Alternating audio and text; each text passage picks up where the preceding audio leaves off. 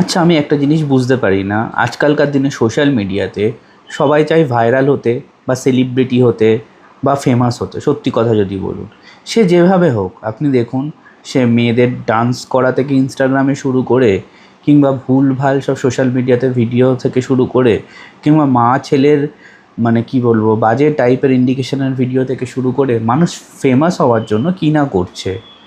আমি তো একটা বুঝতে পারি না, ফেমাস হওয়াটাই কি সব কিছু?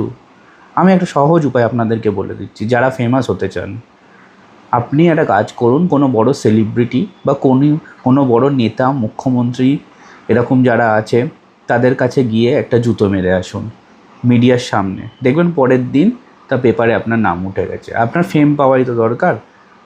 ফেম পাওয়াটা কিন্তু আসল কিছু না। আমি কাউকে খারাপ ইন্ডিকেশন দিতে চাইছি না।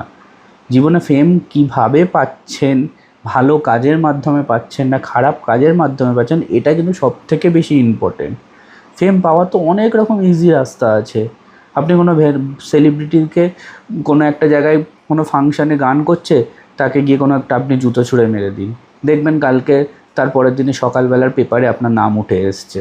ফেম পাওয়াটা বড় কথা না, কীভাবে ফেম পাচ্ছেন সেটা কিন্তু সবথেকে বড় ইম্পর্টেন্ট। তো সুতরাং আপনারা চেষ্টা করুন ভালো কোনো উপায়ে, ভালো কোনো বুদ্ধিতে ফেম পাওয়ার, আর কিছু না। আমার ভিডিওতে কম ভিউ আসুক বেশি ভিউ আসুক সেটা ম্যাটার করে না। আমি আপনাদেরকে কি সঠিক দিতে পারছি না বেঠিক দিতে পারছি, আমার অন্তরাত্মা তৃপ্তি পাচ্ছে কি না, এটাই সবথেকে বড় ম্যাটার।